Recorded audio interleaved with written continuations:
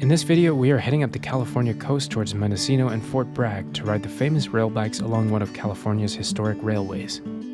Along the way, we are stopping for some delicious seafood and uni as part of Mendocino's annual Urchin Festival.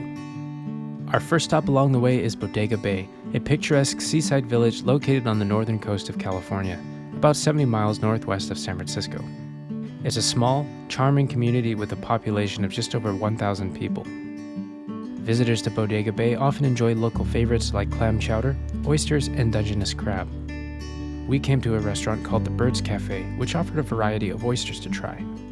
So these are cooked oysters. This is pepper bacon and Valley Ford Raisin Girl Gorgonzola cheese sauce. So it seems like this area is like pretty popular for oysters actually.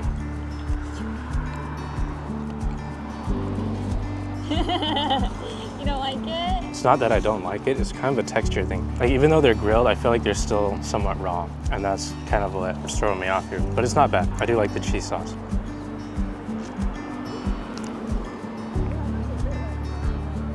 I really don't know how people can do raw oysters because it's just so slimy, and like I'm usually not a texture eater, but to me, oysters just don't look appetizing at all.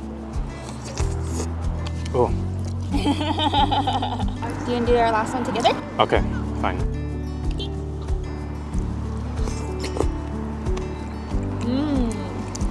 Yeah, that one's really big. All right, it's been quite a while since we've gone out and recorded a vlog together. What we're doing today is we're actually driving up along the California coast, up towards Mendocino and Fort Bragg. We've never been up here before, so we're just checking it out for a quick 3-day weekend. As we continued our drive up Highway 1, we stopped at our first Urchin Festival restaurant. During the annual Urchin Fest, select restaurants in the Mendocino region will serve a variety of uni-based dishes. For the 2023 Urchin Festival, The View, a restaurant known for its seafood and seaside views, was one of the restaurants to offer sea urchin-themed dishes. Okay. Wow, look at that. Soft shell crab. Wow. Mushroom spinach risotto.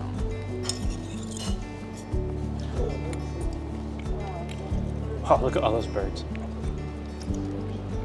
This is a big soft shell crab, actually. And I feel like it's a little bit harder than some other like soft shell crabs. Maybe it's like slightly older.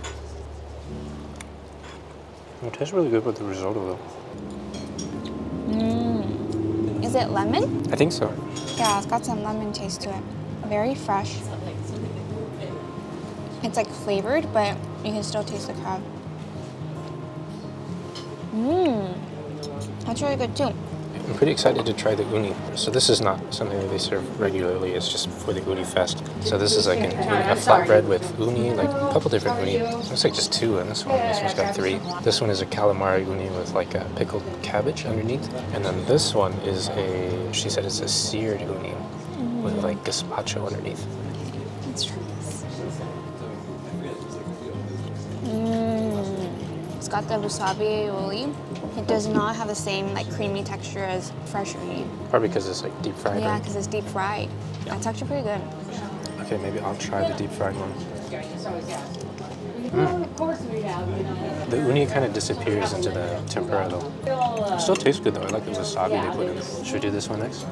Yeah, the uni is literally falling off the stick. Oh, that's actually pretty good. But it does kind of cover up the uni taste. I don't know. Let's see what you think. Yeah, this is very overpowering. Yeah. The uni was very good.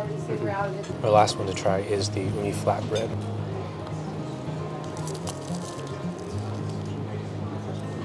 So you can't really taste the uni, which is, I guess, good because uni can be kind of fishy sometimes. But this is really good. I might actually just like spread the uni and see, create it like kind of like a butter. And then yeah, I think when you do that, you get like kind of like a nice slight taste of the uni. I think a lot of times you don't get very fresh uni, but this one's pretty good. So earlier in the video, I was saying how I hadn't recorded a vlog for a long time, and yeah, it's been, I don't know, several months, maybe like 6 months or so since I've gone out vlogging, and it's just been really busy. I don't know if I'll be at my current job by the time I post this, but honestly, I've just been so worn out recently, just completely exhausted, mentally drained. I just haven't really had the desire to, or the motivation to go out and vlog, and I'm still trying to get back into it, but I feel like it's a process. This trip up to Mendocino was the first break from work that I had in quite a long time. Coming out here was a big escape for me, and I think it helped me realize how much I miss some of the simple things in life. It's easy to get caught up in the demands of work and lose sight of what truly matters. But life is short, and it's these moments of peace, connection, and joy that reminds us of what we really love. We have to make time for these things that nourish our souls because, in the end, it's these experiences that give life its true meaning. I almost knocked it down. Yeah, I suppose it's like just big enough to like lie down and put your sleeping bag or something in here. Maybe if you like wrap a blanket over it, it'd be warmer. It is pretty cold. While the peaceful moments along the coast were exactly what I needed, I was ready to kick things up a notch. The next morning, we made our way to Fort Bragg where we began our rail biking journey. The day begins with a scenic hike down through the Redwoods to the Noyo River. The guides helped us get acquainted with our bikes. The route is a total of 12.5 miles inland along the tranquil Noyo River.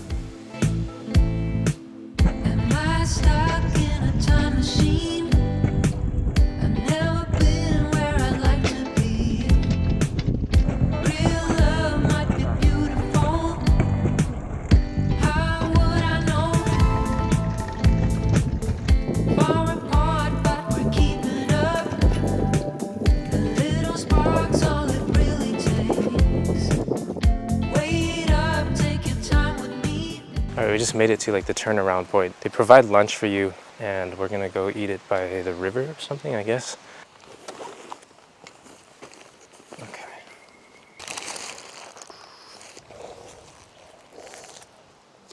Decent sandwich. While the Skunk Train rail bikes was an exciting experience, I have to say it might be limited to a once-in-a-lifetime type experience for us. The rental cost for a bike capable of seating 2 people came at a price of over $500. If the steep price hasn't turned you away, you can find all the details for booking this experience in the description below. Ooh, well that was a fun bike ride. It was. Anyway, we've made it to the next location that we're heading to today, Glass Beach, which was only a few minute drive further from the Skunk Train.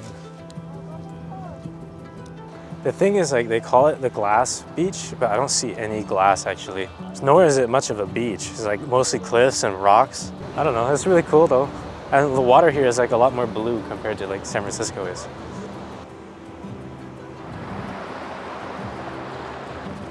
I was hoping we'd see some sea urchins, but I don't see any.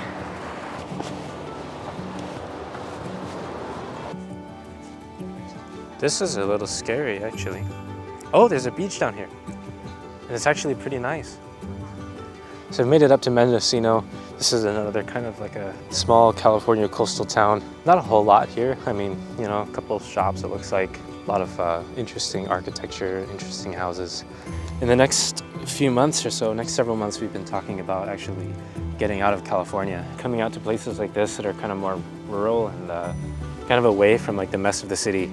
I think these are the things that I'll probably miss the most about California. We're trying to go out and, you know, explore more and do the things that we've been talking about doing ever since we got here, basically, and just haven't done yet, partly because we just haven't had the time. Where we're going, though, I think we're still trying to figure that out. We kind of want to take a break and, I don't know, travel around a bit. And I don't know, maybe spend some time in China, maybe Malaysia again. We'll see. And really everything is kind of up in the air, but we're trying to, I guess, figure it out and kind of get our lives together. We spent one more night in Mendocino and then began a drive back to San Francisco the next morning. Along the way, we stopped at a rather unique location. We're stopping over in this place called the City of 10,000 Buddhas. The City of 10,000 Buddhas is one of the largest Buddhist communities in the Western Hemisphere. The city is situated in Talmadge, California, a rural community in southeastern Mendocino County. It was one of the first Buddhist monasteries built in the United States. The site originally housed the Mendocino State Asylum for the Insane, but was converted into the Buddhist monastery in the 1970s. We came here to not only check out the temple, but to taste the vegetarian cuisine at the monastery's vegetarian restaurant. We ended up ordering their satay sticks, dumplings, house special mushrooms with basil, and their sauteed eggplant.